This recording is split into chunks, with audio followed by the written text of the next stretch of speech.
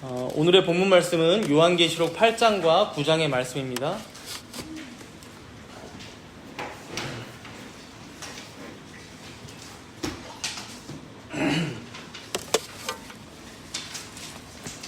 신약 성경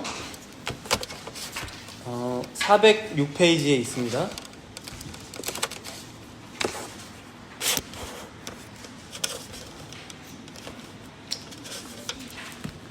본문은 8장과 9장인데 제가 봉독은 8장만 1절부터 13절까지만 봉독하도록 하겠습니다. 봉독합니다. 일곱째 인을 떼실 때에 하늘이 반시간쯤 고요하더니 내가 보매 하나님 앞에 7 천사가 서 있어 7 나팔을 받았더라. 또 다른 천사가 와서 제단 곁에 서서 금 향로를 가지고 많은 향을 받았으니 이는 모든 성도의 기도와 합하여 보좌 앞 금 제단에 드리고자 함이라. 향연이 성도의 기도와 함께 천사의 손으로부터 하나님 앞으로 올라가는지라. 천사가 향로를 가지고 제단에 불을 담가다가 땅에 쏟음에 우레와 음성과 번개와 지진이 나더라. 7 나팔을 가진 7 천사가 나팔 불기를 준비하더라. 첫째 천사가 나팔을 부니 피 섞인 우박과 불이 나와서 땅에 쏟아지매 땅의 3분의 1이 타버리고 수목의 3분의 1도 타버리고 각종 푸른 풀도 타버렸더라. 둘째 천사가 나팔을 부니 불 붙는 큰 산과 같은 것이 바다에 던져지매 바다의 3분의 1이 피가 되고 바닷 가운데 생명을 가진 피조물들의 3분의 1이 죽고 배들의 3분의 1이 깨지더라. 셋째 천사가 나팔을 부니 횃불같이 타는 큰 별이 하늘에서 떨어져 강들의 3분의 1과 여러 물샘에 떨어지니 이 별 이름은 쓴 쑥이라. 물의 3분의 1이 쓴 쑥이 되매 그 물이 쓴 물이 되므로 많은 사람이 죽더라.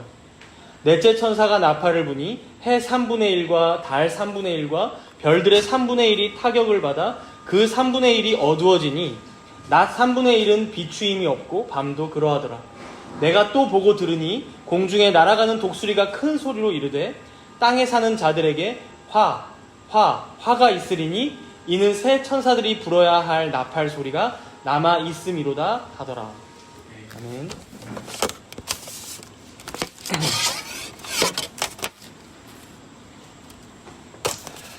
우리가 요한계시록 강해를 계속해서 듣고 있는데요. 요한계시록 말씀을 우리가 어렴풋이 생각해보면 좀 많이 복잡한 것 같이 느껴지기도 하지만 사실 감추려서 생각해보면 아주 간단합니다. 우리가 초반에 생각해보시면 7 교회에게 하나님께서 하시는 말씀을 들었었고 그 이후에 어느샌가 7 인에 대한 7 인을 떼시는 장면이 나왔다가 오늘은 또 보니까 7 나팔의 말씀이 나오고요. 그리고 제가 말씀드렸지만 이후에는 7 대접에 대한 말씀이 나옵니다. 이렇게 7 교회, 7 인, 7 나팔, 7 대접까지 쏟아지면 요한계시록 16장이고 이제 그 이후에는 마지막 새 하늘과 새 땅, 우리가 흔히 말하는 천국의 그 모습이 그려지고 있습니다. 이렇게 생각하면 좀 쉽죠? 오늘은 그 중에 7째 인이 마지막 7째 인이 떼어지면서 동시에 7 나팔로 연결되고 있는 지점이라고 볼 수 있는데요. 우리 함께 본문 1절과 2절을 한번 읽어볼까요? 7째 인과 7 나팔이 이어져요. 8장 1절과 2절 읽습니다. 7째 인을 떼실 때에 하늘이 반시간쯤 고요하더니 내가 보매 하나님 앞에 7 천사가 서 있어 7 나팔을 받았더라. 우리가 지난번에 생각나실지 모르겠지만 6번째 인까지만 떼어졌었습니다. 그리고 7째 인이 남아있다가 오늘 드디어 7째 인이 떼어지는 거예요. 그런데 여기 보니까 7째 인을 떼실 때에 하늘이 지금 반시간쯤 고요했다. 반시간이면 여러분 몇 분입니까? 반시간이면? 30분입니다. 한 30분쯤 잠시 동안 고요했던 것 같아요. 여러분 보통 나라에 임금이 행차할 때 어떻게 합니까? 조선시대 때도 임금님 행차하십니다 이러면은 조용히 임금이 행차하는 거를 이제 다 같이 기다리고 있죠. 이제 가장 이 나라의 권세가 높은 분의 등장이니까 조용히 침묵하고 기다리는 거예요. 그런 의미도 있을 거고요. 더해서 저는 이 장면을 보면서 몇 년 전에 우리나라 대통령이 탄핵이 된 적이 있었죠. 헌법재판소장이 마지막에 뭐라고 했습니까? 그 주문을 선고할 때 이에 주문을 선고합니다. 주문. 그 시간이 짧긴 했지만 아마 전국적으로 고요하지 않았을까 싶어요. 그렇죠? 왜냐면 너무 중요한 말이 그 뒤에 이어질 거잖아요. 그래서 탄핵이 되느냐 안 되느냐 모두가 다 관심을 가지고 있었던 초미의 관심사였으니까요. 그러니까 이어질 말이 너무 중요한 말이다 보니까 저 입에서 무슨 말이 떼어질까 하고 고요했던 거랑 비슷하다는 거죠. 그래서 지금 1절에서 일곱째 인이 떼실 때에 이제 이게 마지막 인인데 하나님께서 등장하시는 걸 기다리면서 그 하나님께서 또 마지막 인을 떼시면서 무슨 광경을 보여주실까 이제 것을 기다리면서 모두가 침묵하면서 고요히 잠잠히 기다리고 있는 모습이라고 볼 수 있어요. 그런데 여기서 2절에 한번 보시면 뭘로 이어지고 있습니까? 일곱째 인이 바로 일곱 나팔, 이제 다음 일곱 나팔로 이어져요. 하나님께서는 이제 일곱 인에서 한층 더 나아가서 일곱 나팔로 이제 이 비밀을 더 깊이 풍성히 계시하겠다, 보여주시겠다라고 지금 이어지고 있는 내용이에요. 그래서 오늘은 우리가 이제 이 일곱 나팔, 이 나팔이 불릴 때마다 어떤 일들이 펼쳐지는지 살펴보려고 하는데요. 사실 9장까지 보면 6번째 나팔까지만 이제 울립니다. 그리고 한 10장, 11장 쉬었다가 이제 그 이후에 또 7번째 나팔은 울리거든요. 그러니까 인이랑 나팔이랑 비슷하죠. 중간에 텀을 두고 꼭 그렇게 마지막은 시행됩니다. 근데 이 내용을 우리가 본격적으로 보기 전에 한 가지 하나님께서 중요하게 보여주고 계시는 장면이 있어요. 우리 함께 본문 3절을 읽도록 하겠습니다. 3절입니다. 또 다른 천사가 와서 제단 곁에 서서 금 향로를 가지고 많은 향을 받았으니 이는 모든 성도의 기도와 합하여 보좌 앞 금 제단에 드리고자 함이라. 여기서 우리가 주목해야 할 점은 지금 일곱 나팔이 시작되는 아주 중요한 시점인데 그래서 모두가 고요하게 그 내용이 뭔지 듣고자 하고 있는데 그런데 여기서 지금 뭘 말씀하고 계세요? 모든 성도들의 기도가 금 제단 가운데 드려지고 있다. 그러니까 가장 중요한 말씀을 그리고 가장 어찌 보면 그 다음 일곱 나팔이 불려지는 이 과도기에 성도들의 기도가 모든 성도들의 기도가 금제단에 드려지고 있는 모습을 보여주고 있어요. 여러분, 우리는 때때로 우리가 하나님께 드리는 기도가 도대체 무슨 소용이 있을까? 요즘 우리가 주일 오후에 시작한 독서 내용으로 생각하자면 우리가 아무리 기도해도 하나님께 아무리 울부짖어도 어차피 하나님은 답이 없으실 텐데 우리의 질문이나 우리의 기도가 무슨 소용이 있나? 어차피 하나님 뜻대로 다 하시는 거 아니야? 이런 회의적인 생각도 듭니다. 그러나 여러분, 분명히 이 3절에 보시면 하나님께서는 성도의 기도를 그렇게 하찮게 대하고 계시지 않습니다. 지금 이 장면은 이 모든 성도들의 기도를 통하여 그 기도의 응답으로 일곱 나팔이 이어지고 있는 것을 지금 하나님께서는 보여주고 계신 거예요. 즉 모든 성도들의 기도를 통하여 그리고 그 기도의 응답으로 이 땅의 역사를 주관하신다, 경영하신다는 것을 보여주고 계신 거예요. 본문 5절에 보세요. 그래서 8장 5절에 보니까 천사가 향로를 가지고 제단에 불을 담아다가 땅에 쏟음에 우레와 음성과 번개와 지진이 나더라. 제단의 불, 이 성도들의 기도를 담아다가 땅에 쏟으니까 어떻게 됩니까? 우레, 음성, 번개, 지진이 났다. 여러분, 성도의 기도가 이 땅의 역사 가운데 초래하는 결과가 얼마나 지금 큰지를 하나님께서는 직접적으로 보여주고 계신 거예요. 물론 여러분, 우리가 이런 말씀을 보다 보면 그럼 우리가 생각하죠. 현실과 괴리가 있잖아요. 그죠? 아니, 하나님께 제가 제 소원을 그렇게 많이 말씀을 드려도 하나님 들어주시지 않던데 무슨 우레, 번개? 하늘에서 사실 돈벼락이라도 떨어져야 믿겠는데, 그죠? 그런데 여러분, 야고보서 4장 3절에 이렇게 말씀하죠. 구하여도 받지 못함은 정욕으로 쓰려고 잘못 구하기 때문이라. 그럼 이게 어쩌라는 건가 싶죠? 여기 3절에 다시 보세요, 여러분. 3절에 다시 보시면 모든 성도의 기도와 합하여. 기도와 뭐가 합해졌다고 합니까? 4절에도 보니까 향연이 성도의 기도와 함께 천사의 손으로부터 하나님 앞에 올라간다라고 말씀합니다. 향연. 여러분, 성도의 기도는 분명히 능력이 있어요. 분명히 기도 응답을 받습니다.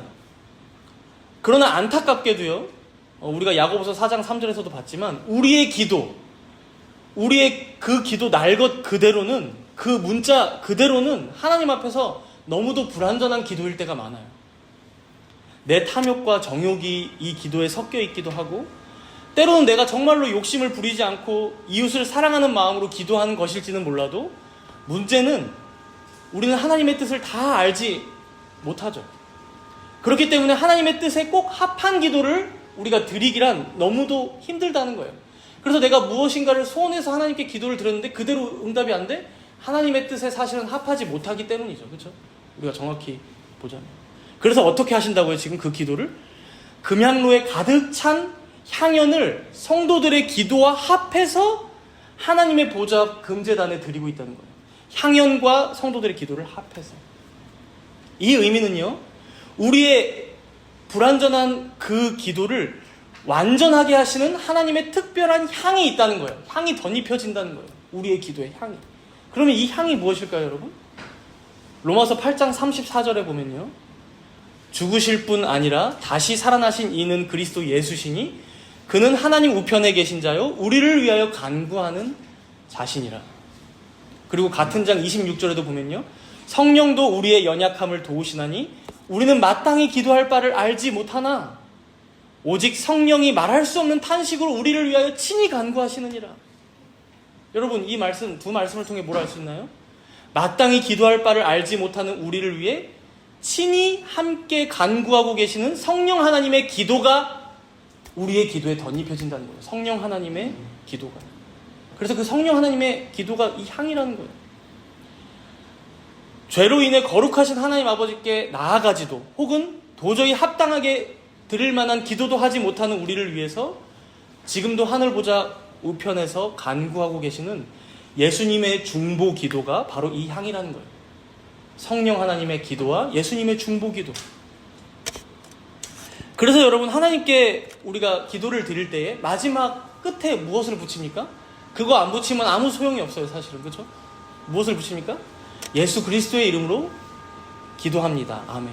물론 이 워딩 자체가 중요한 건 아닌 것 같아요. 그렇죠? 우리의 마음 가운데 정말 예수 그리스도의 이름으로 하나님께 나아가고 있는가? 예수 그리스도를 믿는 그 믿음으로 하나님 앞에 나아가 기도하고 있는가가 정말 중요한 것이죠. 그리고 그것을 나타내는 고백이 바로 예수 그리스도의 이름으로 제가 기도합니다, 하나님. 이것이죠. 여러분, 이 안에는 무슨 뜻이 있나요? 죄인된 나의 이름으로 드리는 기도는 절대로 그 하나님의 보좌에 상달될 만한 기도가 아닙니다. 그러나 이런 우리의 기도마저도 우리가 우리의 중보자이신 예수님의 이름으로 기도할 때 어떻게 된다고요? 거룩한 기도로서 받아들여진다는 것을 우리는 믿는 거예요. 하나님의 뜻에 합한 기도로 덧입혀진다는 것을 우리는 믿는 거예요. 하나님께서 받으실 만한 기도, 하나님께서 응답하시는 기도가 되어서 그 보좌 앞에 상달되고 있음을 우리는 믿는 겁니다, 여러분. 여러분, 집에서 어린 자녀가 이제 부모님들이 막 저녁밥을 준비한다고 부엌에서 막 뭘 썰고 뭐 막 불을 켜서 막 국을 끓이고 막 하죠. 그러면 어린 자녀가 와서 뭐라고 합니까? 아빠, 칼 좀 주세요. 제가 파 한번 썰어 드려 볼게요. 아빠, 제가 가스레인지 불 좀, 엄마, 제가 가스레인지 불 좀 켜볼게요. 제가 국 끓여 드릴게요. 우리 집 얘기예요. 여러분, 그러면 아빠가 칼도 주고 엄마가 가스밸브도 열어주고, 여러분, 그렇게 합니까? 절대 그렇지 않죠. 어떻게 합니까? 오히려 친히 파를 썰고 친히 가스레인지 불을 켜서 국을 끓여서 밥이랑 해서 딱 앞에 상 차려줍니다. 밥 먹으라고. 여러분, 예수님이 말씀하세요. 그래서 뱀을 너희들이 달라고 해도 내가 생선을 줄게. 너희들이 돌을 달라고 해도 내가 떡을 줄게. 여러분, 악한 자도 자식에게 좋은 것을 줄 줄 아는데 하물며 하늘에 계신 우리 아버지께서 너희들에게 가장 좋은 것으로 주시지 않겠니? 그러니 여러분, 우리가 이 말씀을 믿는다면 어떻게 합니까? 항상 기도해야죠. 항상. 그렇죠? 그러니까 우리는, 여러분, 우리의 어리석음은 어디까지 가냐면 이게 뱀인지 생선인지 모르는 어리석음까지 간다는 거예요. 그렇죠? 이게 칼인지 혹은 이게 정말 좋은 도구인지 분별이 안 되는 정도의 우리는 수준이라는 거예요. 그래서 우리는 기도합니다. 무조건 우리의 소원을 오히려 담대하게. 여러분, 소율이 문답에서 가르쳐요. 기도는 뭐예요? 우리 소원을 하나님께 아뢰는 거예요. 아버지께. 아버지께 담대히 아뢰세요. 그러면 기도 응답은 반드시 이루어집니다. 그러나 그것이 나의 뜻대로 안 이루어질 때가 많은 거죠. 칼을 달라고 하니까, 가스레인지 불을 좀 켜게 해달라고 하니까 불 나잖아요. 그렇죠? 그래서 여러분, 비록 미성숙할 때는 좀 그럴 때가 있다 하더라도 이제 어린 자녀도 자라나는 것처럼 여러분, 우리도 신앙의 연수가 쌓이면서 더 성숙하여지고 하게 되면 조금 더 하나님의 마음에 합한 기도들로 변화되어 간다는 거예요. 더해서 주님이 친히 가르쳐 주신 기도가 있잖아요. 우리는, 그렇죠? 여러분, 어떻게 기도하는지도 잘 몰랐던 제자들에게 너희는 이렇게 기도하라 그러면서 알려주신 기도가 뭡니까? 주기도문이에요. 그래서 여러분, 주기도문을 소요리문단 마지막에 배우는 거예요. 그것을 잘 활용해서 기도하라고. 그래야 하나님 뜻에 합한 기도로 더 가까이 할 수 있기 때문에 하늘에 계신 우리 아버지께 아버지의 이름이 거룩히 여김 받으시기를 기도하고, 나라가 임하시길 기도하고, 날마다 우리에게 일용할 양식을 공급하여 주시길 기도하고, 우리 죄를 사하여 주시길 위해서 기도하고, 우리가 시험에 빠지지 않길 위해서 기도하고, 이렇게 여러분 각 항목들을 기억하면서 부지런히 기도하는 우리가 되어야 한다는 것이죠. 결국 하나님께서는 지금 8장 1절에서 5절을 통해서 이 성도들의 기도를 통해서 이 기도의 응답으로 이제 본문 6절부터 시작되는 일곱 나팔 그 말씀을 지금 얘기하고 계신데요. 본문 6절에 보니까 일곱 나팔을 가진 일곱 천사가 나팔 불기를 준비하게 하셨다라고 하죠. 여기서 우리가 한 가지 짚고 넘어갈 것은요, 이제 예전에도 일곱 인, 그리고 지금 일곱 나팔, 일곱 대접 계속 반복된다고 했죠. 사실 이 인, 그리고 나팔, 대접, 이 말씀들을 해석할 때 역사적으로 수많은 해석 방법이 있어 왔어요. 그 중에 가장 안 좋은 해석이 있는데, 가장 안 좋은 해석이 뭘까요, 여러분? 이 내용들을 실제 역사에 끼워 맞추는 거예요. 일곱 인, 일곱 나팔, 일곱 대접. 아까 이제 예를 들어보자면, 아까 일곱 인 떼실 때에 잠깐 고요했잖아요. 이렇게 해석하는 사람들은 이 고요함을, 이거는 로마 제국 시기 어떤 때에 전쟁이 없고 평화로웠던 때를 예언한다, 뭔가 이렇게 해석하는 거죠. 그래서 혹은 뭐 지난번에 우리가 인의 재앙을 봤었을 때 검은 말을 통해서 만약에 재앙이 기근이 왔다라고 하면, 이거는 AD 몇백 년 정도에 어느 지역에 큰 가뭄이 온 거를 예언하는 말씀이다, 이런 식으로 실제 역사에 자꾸 끼워 맞추는 거죠. 문제는 이 해석의 문제는 뭡니까?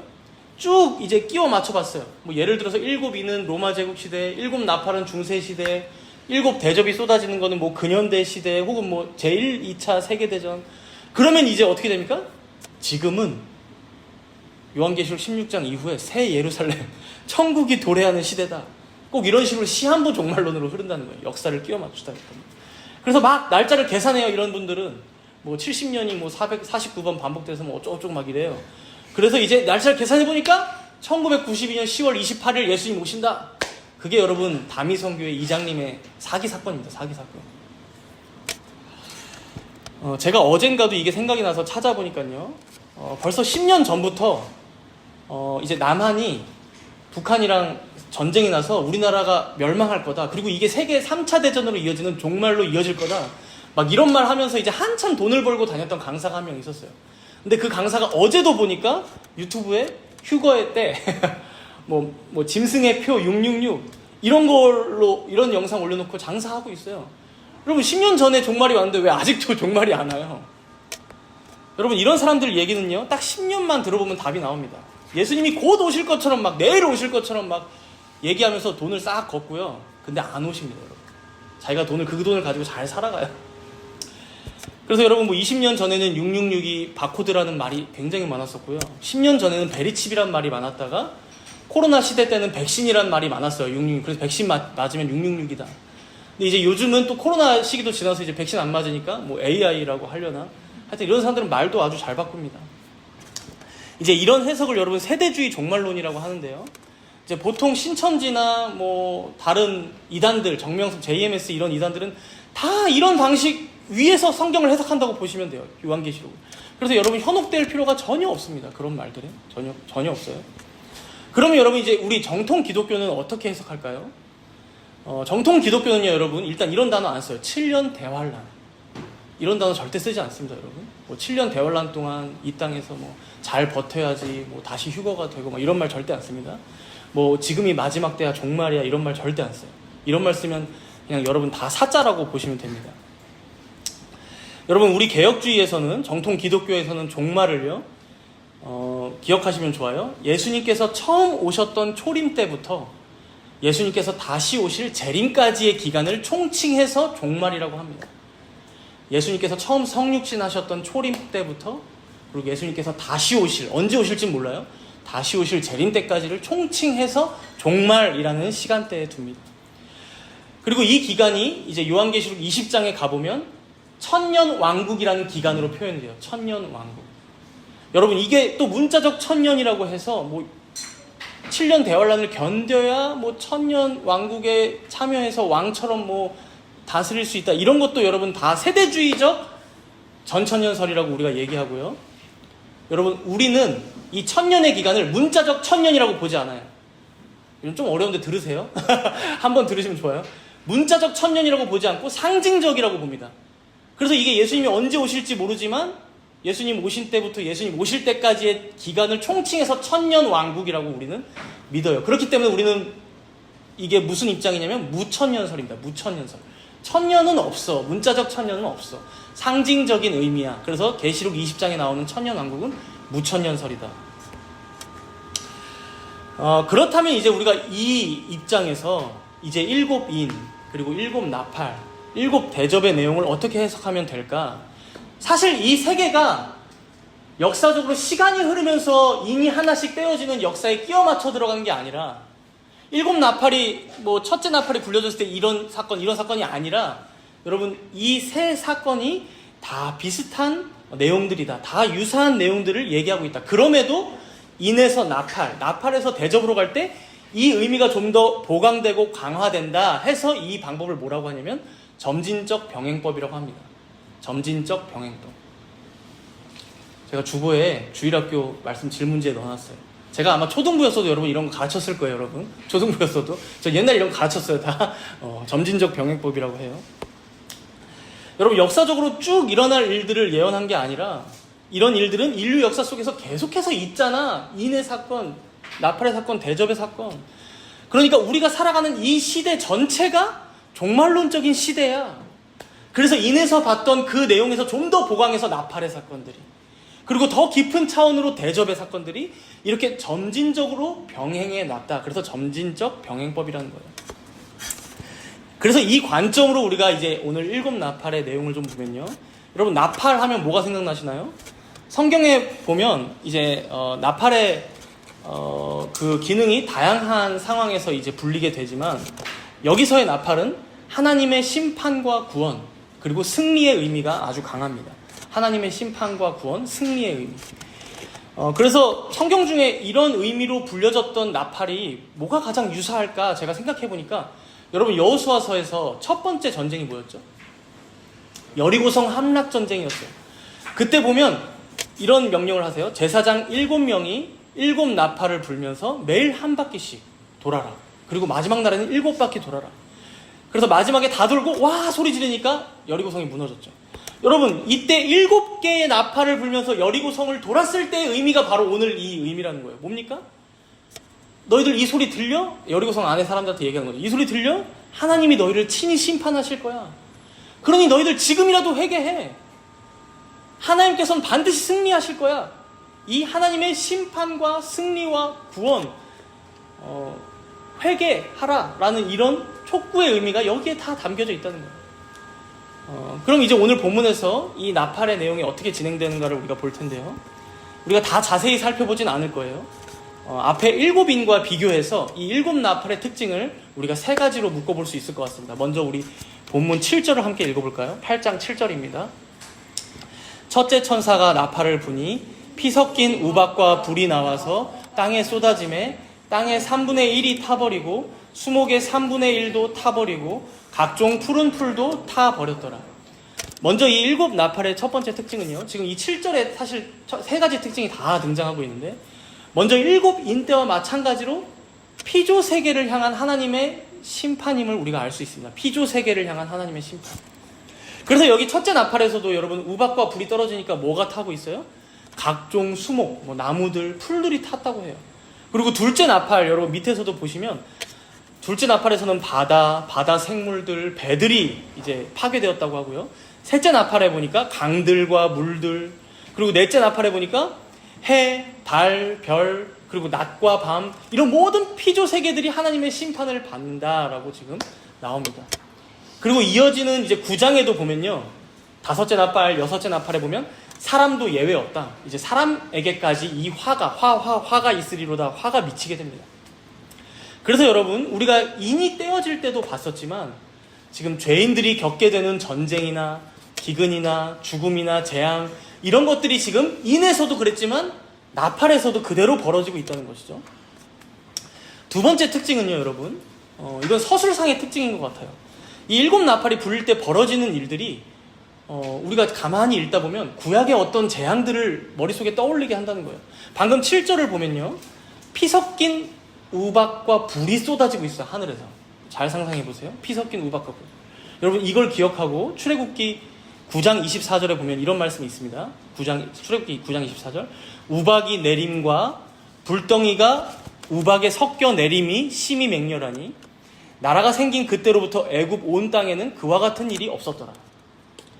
여러분 애굽에 내렸던 10가지 재앙과 유사하다는 거예요. 일곱 나팔의 내용들이 10가지 재앙과 유사. 이 첫째 나팔은 애굽의 7번째 재앙 우박 재앙과 여러분 똑같고요. 그리고 둘째 나팔, 셋째 나팔은 8절에 보면 여러분 바다가 피와 같이 됐다라고 먼저 얘기하고, 그리고 11절에 보시면 물이 쓴물이 되어서 많은 사람이 죽었다고 하죠. 여러분 물이 피가 되고 쓴물이 되었다. 그래서 많은 사람들이 그 물을 먹지 못해요. 10가지 재앙 중 몇 번째 재앙입니까? 첫 번째 재앙, 나일강이 피로 변한 재앙입니다. 그렇죠? 그리고 또 한 장 넘어가서 9장 3절에 여러분 잠깐 눈으로 보세요. 9장 3절에 보시면 다섯째 나팔 때인데 뭐가 나오고 있다고 하죠? 또 황충이 연기 가운데로부터 땅 위에 나오면 황충, 여러분 황충이 뭡니까? 메뚜기죠, 메뚜기. 그러니까 애굽 10재앙 중에 메뚜기 재앙은 여러분 또 8번째 재앙이에요. 그러니까 마치 애굽의 10재앙처럼 하나님을 거역하는 바로 하나님을 섬기지 않고 불신앙하는 저 애굽 백성들, 저 죄인들에게 떨어질 그 재앙을 지금 설명하고 있다는 거예요.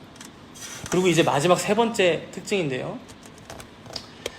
이거는 이제 일곱 인으로부터 좀 더 강화되고 있는 내용이에요. 눈치 빠른 분들은 아까 읽을 때 좀 감이 오셨을 수도 있는데, 지금 매번 나팔이 불릴 때마다 여러분 전부가 지금 불에 타고 있습니까? 전부? 모든 게 다 불타고 모든 게 파괴됐다라고 얘기합니까? 아닙니다. 일부분, 몇 분의면? 3분의 1이라고 얘기합니다. 3분의 1. 여러분 인재앙에서 여러분 혹시 기억나세요? 인재앙에서? 살짝 기억나실 거예요. 제가 언급했기 때문에. 인재앙에서는 4분의 1이었어요. 4분의 1. 그러니까 일곱 인재앙 때보다 지금 일곱 나팔 때가 조금 더 커졌어요. 퍼센트로 보자면 25%였던 게 지금 한 33.333, 한 34% 정도까지 올라왔어요. 그러니까 의미가 지금 강화되고 있다, 확장되고 있다. 점점 더 이 재앙을 받았던 지역이 1구역이었다면 지금은 이제 2구역까지 확장되고 있는 모습이 보여지고 있는 거예요. 점점 더 우리한테 다가오고 있는 거죠. 여러분 출애굽의 10가지 재앙도 보면요, 처음에는 강이 피가 됐다가 또 거기서 개구리가 나오고, 그때 그러다가 이 때문에 간지럽고 파리가 막 와가지고 또 돌림병이 돌다가 악성 종기가 나서 막 몸을 긁다가 하늘에서 막 불과 우박이 떨어졌다가 메뚜기가 와서 싹 쓸어갔다가 이제는 흑암 가운데 막 3일 동안 아무것도 안 보이다가 마지막에 어떻게 돼요? 장자들이 죽는 것이죠. 점점 더 재앙이 확대되어 왔던 거죠. 그렇죠? 그렇다면 여러분, 우리가 여기서 생각해 볼 수 있어요. 지금 인에서 나팔이 올 때도 그렇고 10가지 재앙도 그렇고 하나님께서는 처음부터 전부에게 벌을 내리시면 될 것을 왜 4분의 1, 3분의 1, 처음부터 10번째 장자재앙 딱 해가지고 바로가 정신 번뜩 차리게 해가지고 딱 나오면 될 것을 왜 천천히 점진적으로 하나, 둘, 셋, 넷 이렇게 하냐는 것이죠. 여러분 잘 기억하셔야 돼요. 하나님께서는 죄인들에게 회개할 기회, 돌이킬 기회를 주고 계신 거예요. 같은 맥락에서 한번 생각해 볼게요. 아까도 예를 들었지만 여러분 여리고성을 왜 7일 동안이나 돌아야 합니까? 여리고성을 왜 7일 동안이나? 여러분 왜 노아에게 방주를 100년이 넘도록 만들게 하셨습니까? 그냥 방주 턱 주시면 되지. 하늘에서 떨어지고 바로 그냥 홍수로 쓸어버리면 되죠. 여러분 왜 소돔과 고모라에 의인 10명이 없는 걸 아셨으면서도 왜 굳이 하나님의 사자를 보낸 다음에 확인한 이후에 불로 멸망을 시키셨나요? 여러분 왜 요나 선지자에게 니느웨로 가서 뭐라고 외치게 하십니까? 40일이 지나면 니느웨가 무너질 거야. 여러분 니느웨는 이미 죄가 관영한 때였어요. 왜 40일씩이나 시간을 주시냐는 거죠. 우리가 요나의 사건을 통해서 볼 수 있죠. 여러분 그 40일이 되기 전에 이들은 회개했습니다. 그리고 니느웨 성은 심판받지 않았죠. 여러분 어떤 이들은 성경을 보면서 하나님은 너무 잔인해. 하나님은 맨날 자기 말 안 들으면 결국 재앙 내리시고 불로 소돔과 고모라 불태우시고 심판하시는 그런 냉혈한 같은 분이야 라고 얘기하지만요, 사실 여러분 그런 사람들은 결과만 본 사람들이에요. 과정을 자세히 들여다보지 않은 사람들이에요. 성경을 우리가 찬찬히 쭉 읽다 보면 다 무슨 얘기입니까? 여러분 사실 하나님께서 오래 참아주고 계시는 내용입니다. 오래 참아주고 계시는 내용. 오래 참아주시지 않았다면 성경이 이렇게 길어질 이유가 없어요. 여러분 하나님께서 얼마나 자비로우신지, 우리 하나님이 얼마나 긍휼이 풍성하신 분이신지 기록되어 있는 책이 바로 성경이라는 거예요. 오늘 본문에서도 하나님께서는 굳이, 여러분 이번에도 조금 퍼센테이지를 올리긴 했지만 아직도 3분의 1입니다. 아직도 3분의 1. 천천히 죄인들이 지금이라도 깨달을 수 있도록 아직은 다 멸망시키지 않으시고 오늘의 해가 뜨듯 내일도 해가 뜨게 하시고 그렇게 복음을 또 한 번 듣게 하시고 그래서 한 번 더 회개를 죄인들 가운데 촉구하고 계시다는 거예요. 그래서 모세와 아론을 바로에게 10번이나 보냈듯이 또 보내서 노아를 통해서 100년 동안 복음을 전하게 하셨듯이 요나를 통해서 3일 동안 니느웨 성을 돌면서 복음을 외치게 하셨듯이 하나님께서는 지금도 계속해서 회개할 기회를 죄인들에게 주고 계시다 이겁니다.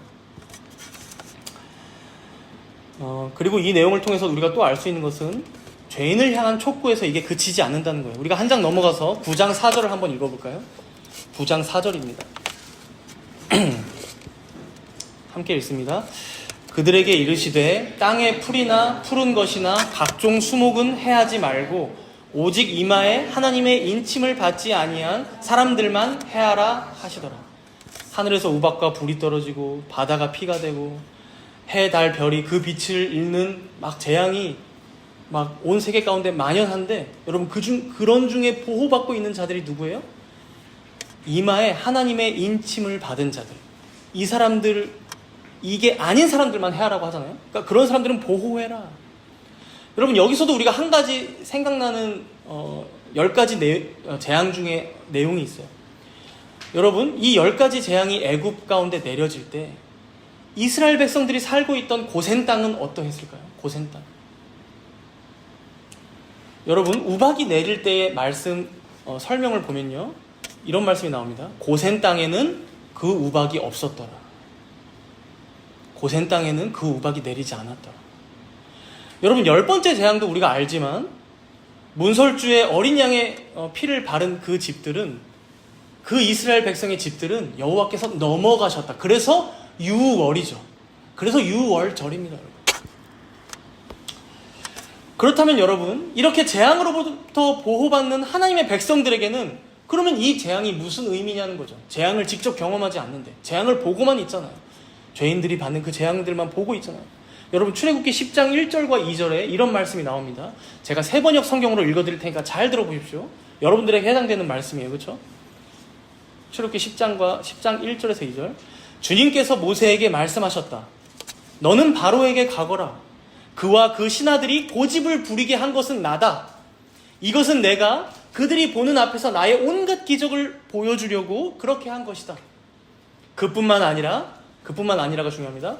내가 이집트 사람들을 어떻게 벌하였는지를, 그리고 내가 그들에게 어떤 이적을 보여주었는지를 네가 너의 자손에게도 알리게 하려고, 또 내가 주님임을 너희에게 가르치려고 그렇게 한 것이다. 여러분, 먼저는 바로와 애굽의 백성들에게 하나님의 이적과 기적을 보이심으로 회개하도록 하기 위해서 이 10가지 재앙을 내리셨지만, 그뿐만 아니라 그것을 지켜보는 하나님의 백성들에게는 어떤 목적이 있었다고요? 하나님이 너희들의 주님이심을 가르치려고 이 재앙을 보이셨다는 거예요.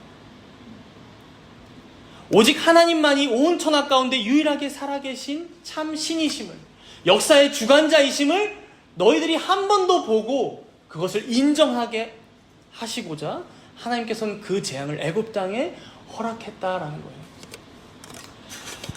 여러분, 세상에 벌어지는 무수한 재난과 어려움을 볼 때요, 지금 이번에도 비가 너무도 많이 와서 많은 분들이 여러분 재해를 입기도 하시고 돌아가기도 하셨죠. 여러분, 이번 말고도 세상에 끊이지 않는 재해들을 보면서 기근, 지진, 태풍, 쓰나미 혹은 인재라고 불리는 전쟁이나 각종 사건, 사고, 물론 여러분, 우리가 여기서 알아야 될 것은 하나님의 백성들도 이런 사건에 휘말립니다. 그렇죠? 이런 사고 당합니다, 여러분. 근데 그런 것들을 보고 겪으면서 우리는 뭘 떠올려야 한다고요? 아, 세상은 우리 인간의 어떤 생각으로 예측 가능한 세상이 아니구나. 내 힘으로, 인간의 힘으로 어쩌지 못하는 게 이 세상이구나. 우리가 백날 머리를 맞대어서 유토피아를 이루고 싶어 하지만, 예방하고 대비하고 대책을 세우고 싶어 하지만, 여러분, 거대한 자연의 재해 앞에서 꼼짝하지 못하는 모습을 보면서, 죄인들은 결국 서로 평화적으로 협상하려 하지만 또 사고치고 또 전쟁하고 싸우는 걸 보면서, 아, 이게 우리 죄인들의 한계구나. 결국 소망은 하나님께만 있구나. 평화는 우리 예수님께만 있구나. 결국 온 천하의 주인은 오직 주님 한 분뿐이시구나. 이걸 알게 하신다는 거예요, 자기 백성들에게. 그러니 여러분, 우리는 이 두 가지 목적을 잘 기억해야 할 것 같아요. 아직 예수님을 믿지 못하고 살아가는 자들이 있다면 이런 재앙을 보면서 더 하루속히 하나님께 회개하고 돌이키기를 위해 기도해야 할 것 같고요. 또 이런 역사를 하나님의 관점, 그리고 성경의 눈으로 볼 수 있는 하나님의 백성들은 어떻게 해야 됩니까? 아, 그래, 맞아. 이런 재난, 이런 재앙, 우리 인간이 어떻게 하지 못하지. 오직 하나님만 역사의 주관자이시지. 다 주님의 뜻대로 만사가 경영되고 있는 것이지. 이것을 철저하게 인정하면서 그 앞에 겸손히 살아가야 한다는 거예요. 그래서 오늘 본문과 아주 밀접한 스가랴 선지자, 스가랴서가 있는데요. 스가랴 선지자는 13장 8절과 9절에서 이렇게 말씀했습니다. 13장 8절과 9절. 여호와가 말하노라, 이 온 땅에서 3분의 2는 멸망하고, 3분의 1, 2가 똑같이 나오죠. 아마 요한이 가져와서 썼던 것 같아요. 근데 여기는 3분의 2가 멸망하고 3분의 1은 거기 남으리니, 내가 그 3분의 1을, 그러니까 남은 자들, 이 인침받은 자를 불 가운데에 던져 은같이 연단하며 금같이 시험할 것이라. 그들이 내 이름을 부르리니 내가 들을 것이며, 나는 말하기를 이는 내 백성이라 할 것이요 그들은 말하기를 여호와는 내 하나님이라 하리라. 여러분, 지금 여기서도 그러지만 성경은 자주 우리가 당하는 재앙이나 고난이나 시험을 불로 표현합니다. 불. 그런데 우리가 알듯이 불은 무슨 의미가 있죠? 정련의 의미가 있죠. 연단과 단련의 의미가 있어요. 이것저것 불순물이 많이 섞여 있던 은이나 금이 들어가게 되면 여러분, 순은 그리고 순금, 정금이 되어져서 나옵니다. 불순물이 걸러지고. 지금 하나님께서는 남겨진 자기 백성들에게조차 이 시험이 왜 찾아오는가? 왜 자신의 백성들인 성도에게조차 이 재앙과 재난이 피해가지 않는가? 왜 고통과 슬픔의 시간이 주어지냐? 그것을 뭐라고 말씀하신다고요? 연단을 위해서다. 불같은 시험이 너희들에게 있다? 너희들 잘 생각해. 연단을 위해서야. 그렇게 여러분, 우리에게 이 고난과 고통의 시간들은 결코 헛되지 않다는 거예요. 그냥 뺑뺑이 치는 시간이 아니라는 거예요. 우리는 이 시간을 통해 더 연단되고 더 단련됩니다. 더 성숙하여질 것이고 더 단단해질 것입니다. 그래서 예전에 미성숙했을 때 어떤 고난이나 시련이 다가오면 그냥 넘어지고 그냥 낙심하고 그냥 실망하고 그냥 하나님 앞에 원망하고 불평만 했다면 이젠 어떻게 되어져 갑니까? 때로는 그보다 더 큰 재앙이 다가오는데도 오히려 우리의 시선을 높이 들고 하늘을 바라보며 하나님의 주되심을 온전히 고백하는 날이 우리에게도 온다는 거예요. 하나님께만 소망을 두며 간절히 기도하는 나로 어느 날 하나님께서는 조금씩 변화시켜 나가신다는 거예요. 우리 주님께서 이 땅에 재앙을 내리실 때는 이런 목적들이 있다는 것이죠. 이제 우리가 말씀을 마무리하면서 9장을 잠깐 살펴보고 마치려고 하는데요. 이제 9장에 보면 남은 이제 5째 나팔과 6번째 나팔이 각각 불리워집니다. 우리가 5번째 나팔 때는 아까도 봤지만 전갈의 권세를 받은 황충들, 메뚜기 떼들이 올라옵니다. 9장 11절에 한번 보시면요. 9장 11절에 보시면 이들의 왕의 이름이 나오는데요. 뭐라고 나옵니까? 히브리어로는 아바돈, 헬라어로는 아볼루온이라고 해요. 여러분, 이 이름의 의미는 파괴자, 멸망시키는 자라는 뜻이에요. 그래서 이 이름의 의미처럼 이 왕은 이 황충들, 이 메뚜기 떼들을 데리고 온 세상을 다, 죄인들을 다 파괴하고 다니는데요. 그 고통이 얼마나 큰지 여러분 9장 6절 잠깐 보실까요? 9장 6절. 그날에는 사람들이 죽기를 구하여도 죽지 못하고 죽고 싶으나 죽음이 그들을 피하리로다. 죽기를 구해도 죽지 못해서 살아가는 때가 온다는 거예요. 여러분. 이 고통이 얼마나 큰지. 6번째 나팔 때도 이 재앙이 심화되는데요. 9장 14절에 보시면요. 큰 강 유브라데에 결박한 4천사가 노임을 받게 되는데, 이건 이제 역사적으로 유브라데 건너편에 있던 제국들이 이스라엘에게 아주 위협적인 존재들이었죠. 아수르, 바벨론, 그리고 뭐 페르시아, 로마 제국 때에는 파르티아인들이 막 있었는데요. 강력하고 무서운 군대가 지금 놓여졌다는 거예요. 그렇죠? 14절에. 그래서 16절에 보시면요. 그런 마병대의 수가 2만만이라고 합니다. 여러분. 2만만. 여러분, 2 곱하기 1만 곱하기 1만. 뭘까요? 2 곱하기 1만 곱하기 1만. 2억입니다. 2억. 2억. 그러니까 이런 강력하고 무시무시한 군대들이 2억. 셀 수 없을 정도로 많다. 즉 계속해서 회개하지 않는 죄인들이 당할 고통과 재앙은 상상을 초월한다. 사람의 힘으로는 도저히 막을 수가 없다. 죽기를 구하여도 죽고 싶을 수가 없을 정도의 고통이다. 결국 마지막에는 이어서 18절에 보니까 어떻습니까? 사람 3분의 1이 죽임을 당합니다. 죽임. 그러니까 5번째 나팔에서는 아무리 괴로웠어도 그 3분의 1이 죽지 않고 아직 회개할 기회가 주어져 있었어요. 그런데 이제는 6번째 나팔에서 더 의미가 강화되면서 어떻게 됩니까? 3분의 1이 죽임을 당하니라. 여러분, 우리 하나님께서는 오래 참으시지만요, 동시에 또 기억해야 할 것은 영원히 참으시진 않습니다. 여러분, 인자하시고 자비로우신 하나님이시기 때문에 죄인들이 산자의 땅에 있는 날 동안에는 계속해서 자비를 베푸시며 기회를 주시지만, 동시에 거룩하시고 공의로우신 하나님이시기 때문에 영원히 참으시지는 않으신다라는 거예요. 여기 9장 15절에서 여러분 보시면 15절에 보면요. 4천사가 놓였으니 그들은 그 년, 월, 일, 시. 여러분, 우리 각자들에게 종말의 때가 다 있다는 거예요. 죽을 때가 다 정해져 있다는 거예요. 년, 월, 일, 시가. 그 전까지 우리에게 기회가 있는 거예요, 여러분. 산자의 땅에 있는 동안. 그래서 이제 마지막 말씀은 우리에게 엄중한 경고가 되는데요. 우리 마지막 본문의 마지막입니다. 우리 9장 20절과 21절. 9장 20절과 21절 함께 읽도록 하겠습니다. 읽습니다. 이 재앙에 죽지 않고 남은 사람들은 손으로 행한 일을 회개하지 아니하고 오히려 여러 귀신과 또는 보거나 듣거나 다니거나 하지 못하는 금, 은, 동과 목석의 우상에게 절하고 또 그 살인과 복술과 음행과 도둑질을 회개하지 아니하더라. 여러분, 아주 무서운 경고입니다. 이런 재앙들을 다 겪은 중에 3분의 1은 죽고 나머지는 살아있잖아요. 남은 사람들이 있어요. 그런데 남은 사람들은 그러면 여러분, 오늘 우리가 봤듯이 재앙의 목적대로 뭘 해야 합니까? 죄인들은 빨리 회개해야 할 것이고, 하나님의 백성들은 주님이 주님이신 줄을 고백해야 할 것인데, 지금 뭐라고 해요? 그것들을 다 겪었으면서도, 눈으로 봤으면서도 뭐래요? 남은 사람들이 손으로 행한 일을 회개하지 않는데요. 오히려 여러 귀신, 또 보거나 듣거나 다니거나 하지도 못하는 그 금, 은, 동 물질을 숭배하고 목석의 우상들에게 절하고 살인, 복술, 음행, 도둑질을 멈추지 않는다는 거예요. 죄인들이 자기 손으로 행했던, 자기 공로로 구원받고자 노력했던 그 바벨탑들을 끝까지 쥐고 있더라는 거예요. 그 일들을 절대로 이들이 회개하지 않더라. 여러분, 헤겔이라는 아주 유명한 철학자가 있죠.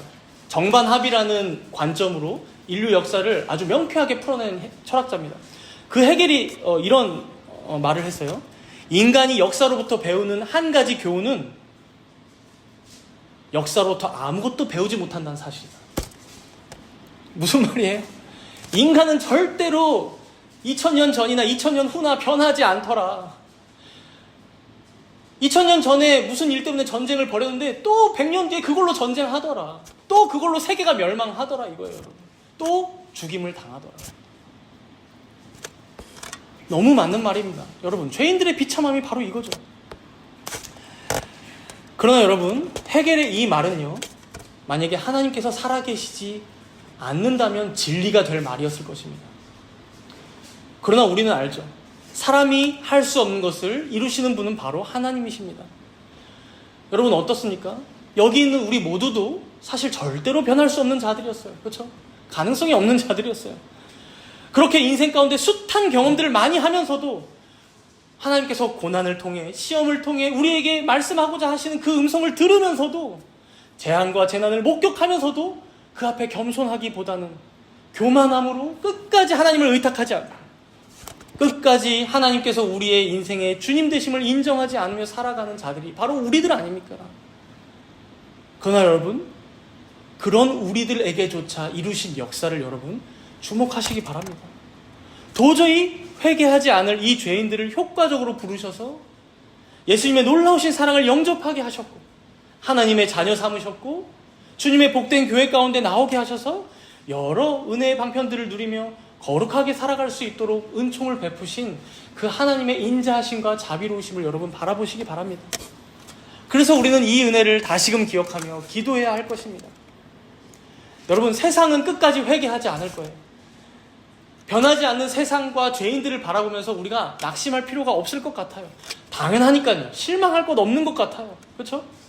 그러나 여러분, 만세전에 하나님께서 택하시고 그 이마에 하나님의 인을 친 자들은 여러분 반드시 보호받고 반드시 주님께로 돌아오는 날들이 온다는 거예요.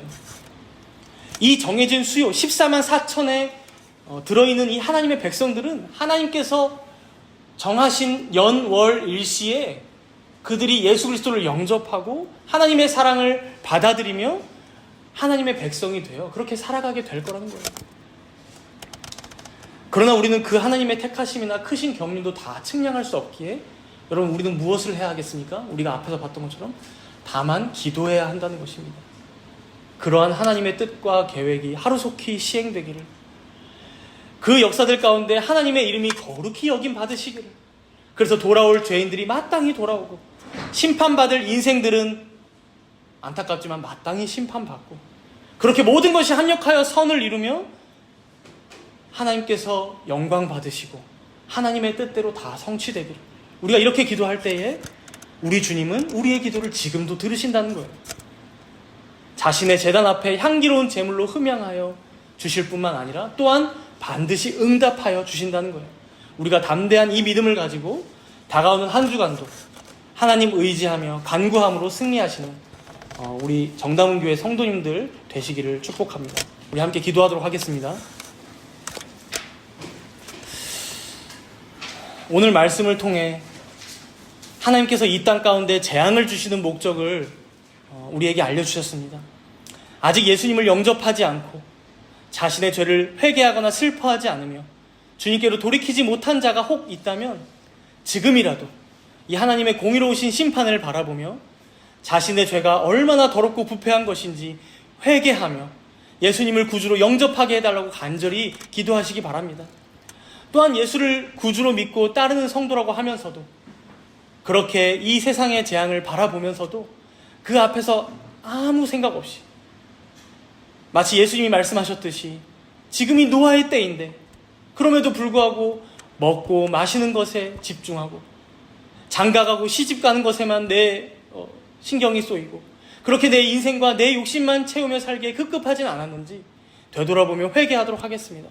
그래서 이제는 하나님께서 주시는 재앙과 재난, 또 불같은 시험과 고난 앞에서 더 연단되어서 하나님을 오직 나의 주님이시라고 고백하는 우리 성숙한 주님의 자녀와 성도들이 되게 해달라고 우리 하나님께 간절히 간구하며 기도하도록 하겠습니다.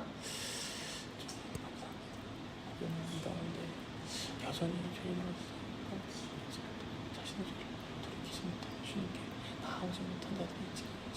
그렇다고 한다면 정말 이 말씀을 통해 다시금 주님께 오직 주님만 주님께 영광을 돌리며 나아가는 자들이 되게 주시옵소서. 주님 또한 우리 하나님의 백성 이 재난과 이 재난들 앞에서 우리가 하나님께 구원을 맡기지 못하고 하나님께 기도하며 또한 우리가 실천하며 모든 것들을 겸손히 하나님 앞에서 감당하지 못하고 있을 때는 주님 우리가 회개하며 정말 우리의 책무를 무겁게 느끼고 이 모든 것들을 위해 우리가 힘쓴 자들이 하여 주시옵소서. 하나님 기도하며 주님 또한 실천하게 하시고 그의 하나님께서 받으신 하나님의 뜻에 합하여 살아가는 기도하며 나아가는 우리 모두가 되게 하여 주시옵소서. 주님 우리 정도는 성도들에게 그런 자들 될 수 있도록 도와주시옵소서. 주님 이 종말들을 살아가는 우리 모두가 하나님 앞에서 하나님께서 우리에게 같은 시간을 통해 하나님께서 정리하시는 것을 감사히 받으며 그래야 살아가는 우리 모두들이 될 수 있도록 주님 인자와 자비가 풍성하시며 노하기를 더디하시는 하나님 아버지, 이같이 패역한 죄인들을 오래 참아주시는 하나님의 인자하심을 높이 찬양합니다. 우리 모두는 주님께서 오래 참아주시지 않으셨다면 벌써 마땅히 영벌을 받을 자들이었음을 우리가 고백합니다. 그러나 주님께서는 우리를 그렇게 대하지 않으셨습니다. 아무 대가도 보상도 바라지 않으셨고, 아니 오히려 우리에게 자기 독생자를 내어주시기까지 사랑하신 그 놀라우신 헤세드의 사랑을 우리가 기억하며 찬양합니다. 주님, 이 땅에 수많은 일들이 날마다 일어납니다. 우리는 도대체 그 일들이 왜 일어나는지 다 이해하지 못하지만 그 모든 일들이 하나님께서 우리를 참아주시는 과정임을 오늘 말씀을 통해 알았습니다. 죄인을 참아주시고자 점진적으로 심판을 확장시켜 나가시는 섬세하시고도 인자하신 하나님의 그 손길을 보았고, 그 재앙 가운데에서도 인치신 자기 백성들 가운데 하나님만이 주님이시라는 귀한 신앙 고백을 하게 하시는 깊으신 뜻과 섭리도 보았습니다.